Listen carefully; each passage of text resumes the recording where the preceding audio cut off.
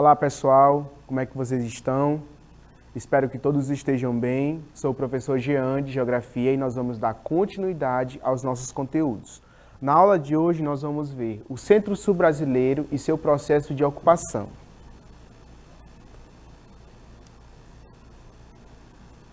Bom, os conteúdos abordados nesta aula serão a formação do nosso território, o Tratado de Tordesilhas, que foi o tratado assinado entre Espanha e Portugal no descobrimento de nossas terras.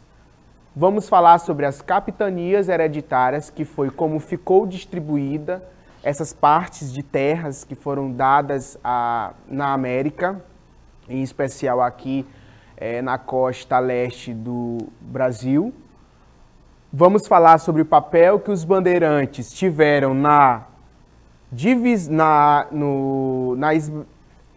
esbravação do nosso território, porque os bandeirantes contribuíram para essa descoberta e ocupação do nosso território.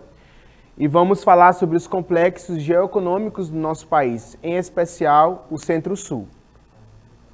Bom, o Brasil é o quinto maior país do mundo, com uma área de mais de 8 milhões de quilômetros quadrados. Ou seja, entre as nações do planeta, o Brasil representa o quinto maior quesito em questão de extensão territorial.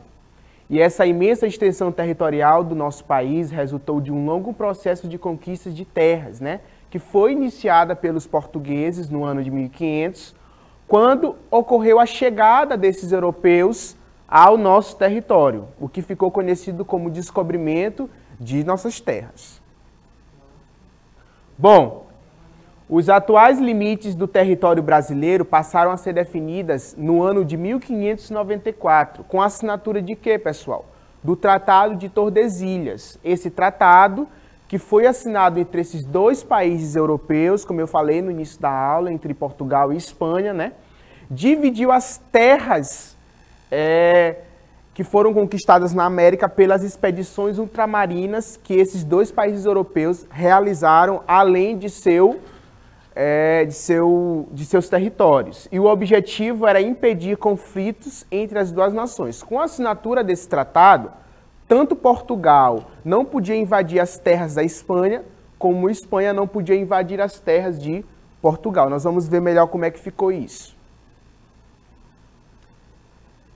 E aqui, esse mapa está representando, na parte leste da gravura, em amarelo, nós temos a porção que pertenceu a Portugal.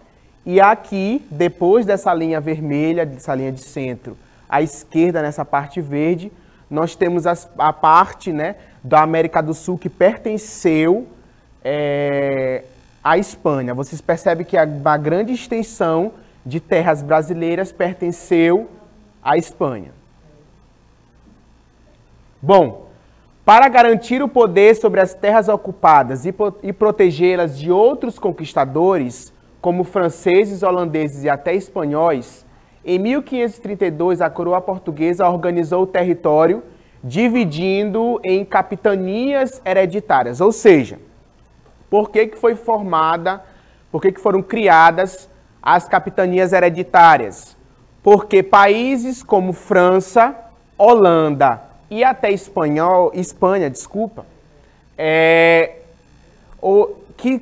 estavam interessados, né, na parte do território dos portugueses. Porque a parte que correspondia ao território português era a parte leste, era uma parte que ficava próximo ao litoral, o que facilitaria o comércio com outros países europeus, certo? Então, eles queriam criar mecanismos que impedissem, né, essa entrada de invasores de outros países que estavam interessados em explorar as riquezas, certo? Que eram lotes de terras doados pelo rei de Portugal. Por que doados pelo rei de Portugal? Porque as terras brasileiras, elas estavam sob o domínio de Portugal. O Brasil era colônia de Portugal nessa época. E a capitania era considerada hereditária porque os donatários podiam passar, né, para os seus herdeiros. Era uma coisa que era passada de geração em geração, para que se tivesse aquele controle dessas terras. Bom, essa gravura está representando aqui como é que ficou dividida essas capitanias hereditárias e os responsáveis por essas capitanias hereditárias. Por exemplo, quem ficou no Ceará, do Ceará, a capitania hereditária? Antônio Cardoso de Barros. A capitania de Pernambuco, que era caracterizada pela atividade açucareira, que nós vamos ver lá na frente, que funcionou essa área aqui da costa leste do território brasileiro, quem ficou responsável foi Duarte Coelho. E nós temos também a capitania de Porto Seguro, que é onde chegou a caravana, né, de caravelas que vieram de Portugal. Inicialmente os europeus chegaram aqui, adentraram nessa porção leste do nosso território. Quem ficou responsável? Perô de Campos Tourinho. Bom, sobre a conquista do Centro-Sul, que é uma parte importante economicamente, socialmente e culturalmente do nosso território. Muitos fatores contribuíram para a conquista e ocupação do território brasileiro desde o século XVI, entre os quais se destacam a ação dos bandeirantes, justamente na desbravação desse território, para adentrar ao interior do nosso território, o papel dos jesuítas na questão da catequização dos índios e a mineração, que é a exploração do ouro na região da Diamantina, das Minas Gerais. Bom, os bandeirantes formavam grupos que partiam de São Paulo em direção ao interior do território. Qual era o objetivo? Capturar índios para trabalharem como escravos na produção de cana-de-açúcar e capturar negros que estavam foragidos, né, das fazendas dos seus senhores. Então, os bandeirantes, quando eles adentravam para dentro do território para capturar esses índios ou esses negros que estavam fugidos, eles contribuíram para desbravar esse território, para abrir a questão das estradas. E também eles iam pelo rio Tietê. O rio Tietê é um rio que nasce no leste de São Paulo, ali na cidade de Salesópolis, e percorre todo o estado de São Paulo até chegar na sua foz, no rio Paraná. Então, justamente nessa questão desse transporte que eles faziam de barcos pelo rio Tietê, eles iam descobrindo mais cidades, e mais cidades eram formadas a partir desse trabalho dos bandeirantes. Eles dominaram os povos indígenas e abriram caminhos pelo interior brasileiro, certo?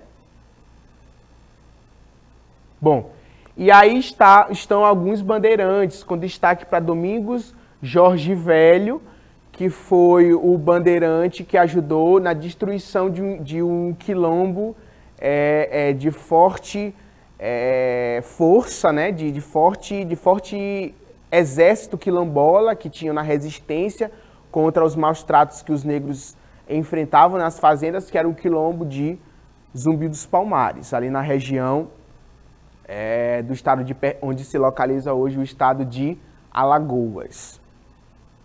Bom, e o papel dos jesuítas?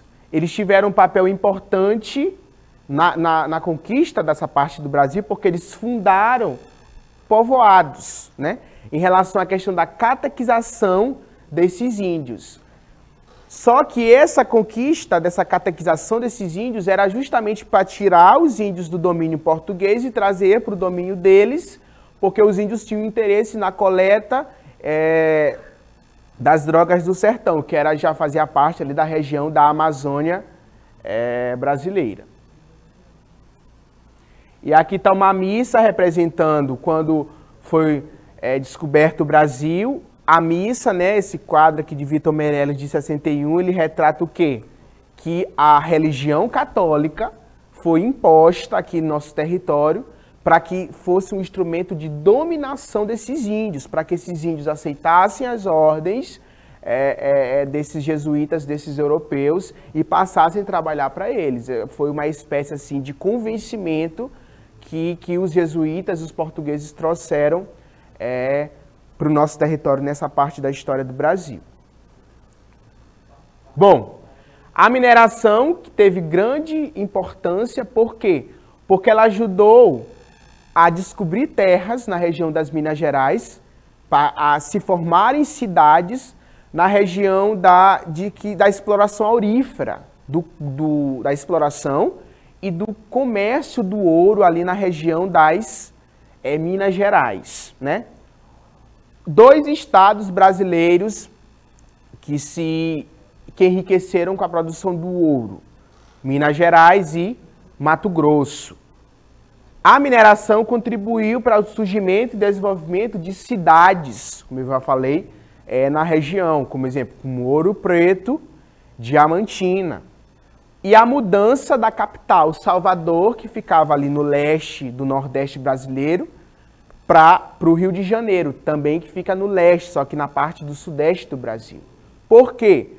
Porque o Rio de Janeiro ficava mais próximo da região das Minas Gerais. Hoje, o estado do Rio de Janeiro e o estado de Minas Gerais fazem parte da mesma região, a região Sudeste do Brasil.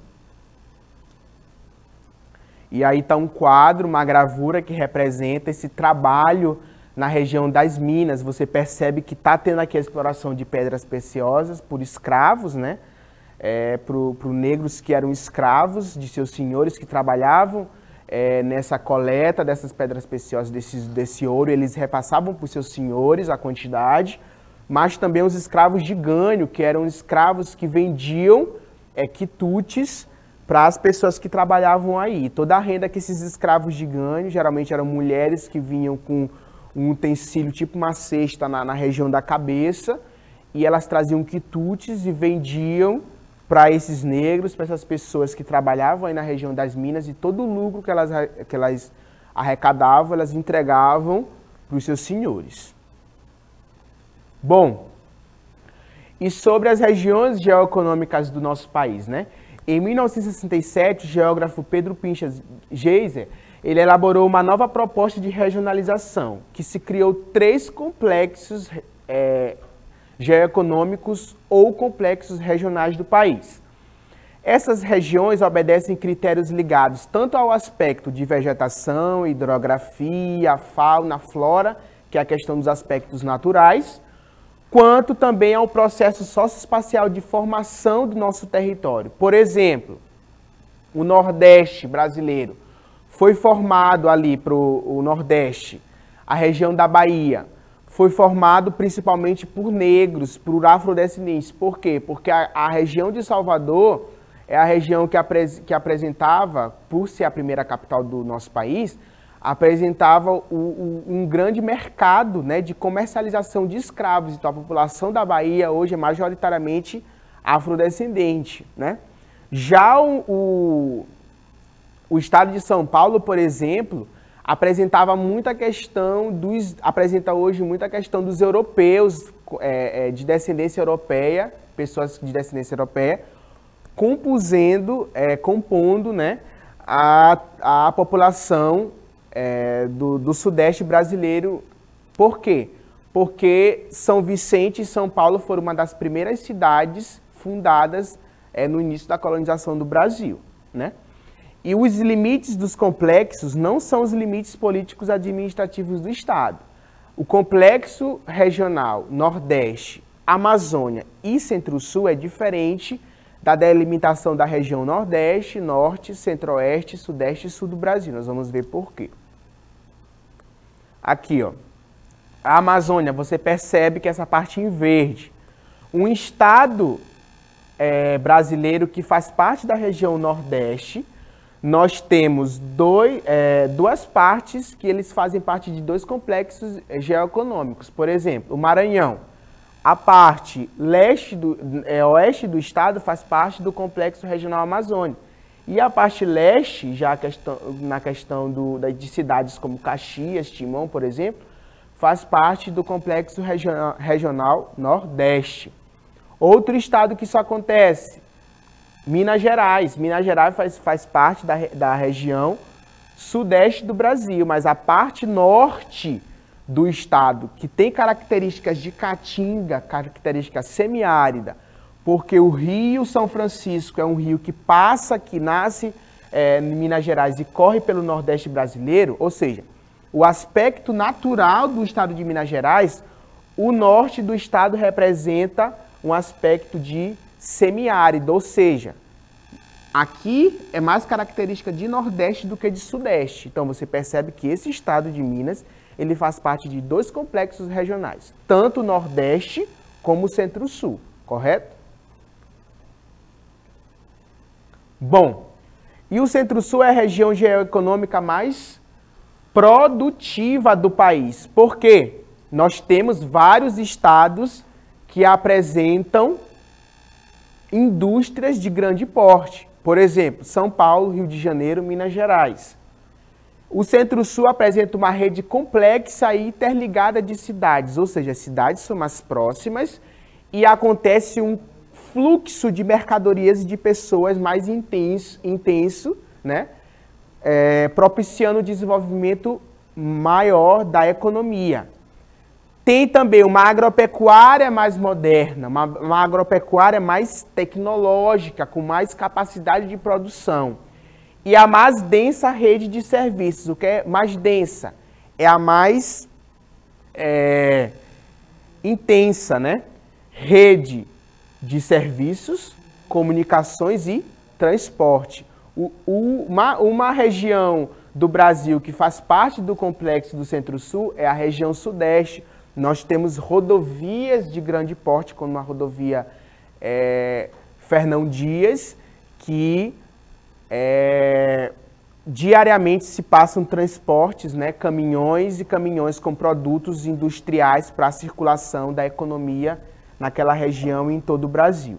Bom, o Centro-Sul abriga mais de 60% da população brasileira. Por quê? Porque aí estão 16 das 22 áreas metropolitanas do nosso país. As regiões metropolitanas que ajudam no crescimento do nosso país por ter circulação econômica de serviços, né? Circulação industrial, ou seja, ter uma maior quantidade de pessoas circulando, está aí nesse complexo regional. Bom, e aí está o mapa do Centro-Sul. E sobre a agropecuária, né? A agropecuária do Centro-Sul tem sido fortemente influenciada pela produção industrial, ou seja, a indústria está favorecendo o desenvolvimento da agropecuária com máquinas agrícolas de grande porte, fertilizantes químicos e agrotóxicos, o que ajudam a produção se tornar maior, né? E que atinja um maior número de pessoas no Brasil. O café, a cana-de-açúcar, a soja e a laranja são os produtos mais importantes, mas também se sobressaem o algodão, que faz parte do tecido, né, das roupas, do vestuário, o milho e o arroz. Destaca-se também a criação de aves, né, e a criação do gado leiteiro, que ajuda no comércio aí de laticínios. E a cultura da soja, do milho e do arroz avançam pelo Brasil central, né, ocupando grandes campos de cerrado, transformando a paisagem local. O cerrado é um bioma brasileiro que está sofrendo muito com o avanço, principalmente da soja. Você percebe ali na região sul do Maranhão, cidades como Balsas tem grande produção de soja, mas que acontece uma destruição muito grande de biomas naturais, que no caso é o cerrado, certo? E a agricultura moderna do Centro-Sul abre um arco que avança rumo ao norte, até as proximidades da floresta amazônica. Ou seja, quanto mais áreas são desmatadas para a produção agropecuária, o cultivo de gado, por exemplo, vai se destruindo biomas. O cerrado, naquela parte ali do Centro-Sul, já está desaparecendo, mas também está avançando ali para o norte de Mato Grosso, partes da Amazônia, que está sofrendo com desmatamento para a produção agropecuária. E aí nós temos dois exemplos de produção agropecuária, que o gado e ali na foto à direita, a produção de soja. e sobre a indústria, né? O Centro-Sul concentra a maior parte dos investimentos de grandes empresas, o que facilita um comércio, por exemplo, de aviões, navios, sapatos, roupas, ou seja, uma indústria mais diversificada. E aí nós temos o polo petroquímico de Duque de Caxias, na região da Baixada Fluminense, no estado do Rio de Janeiro, né, que compõe aí a indústria do Centro-Sul, daquela região, uma indústria petroquímica. E aí o Centro-Sul abriga as maiores metrópoles brasileiras, lembrando que eu falei para vocês que 60% da população brasileira se encontra naquela região. Por quê? Rio de Janeiro e São Paulo, né, com uma capacidade de abrigar pessoas na área urbana maior, uma urbanização mais intensa, que apresenta uma maior quantidade de pessoas vivendo nos núcleos urbanos. E essa região também apresenta o quê? Uma maior participação no produto interno bruto brasileiro, contribuindo com quase 80% das riquezas produzidas no Brasil, concentradas ali naquela região, nessa parte do Centro-Sul, que compõe aí essas duas cidades. Bom, pessoal, aqui algumas das referências que nós utilizamos para a produção desse material. Destaque para esses sites aqui embaixo.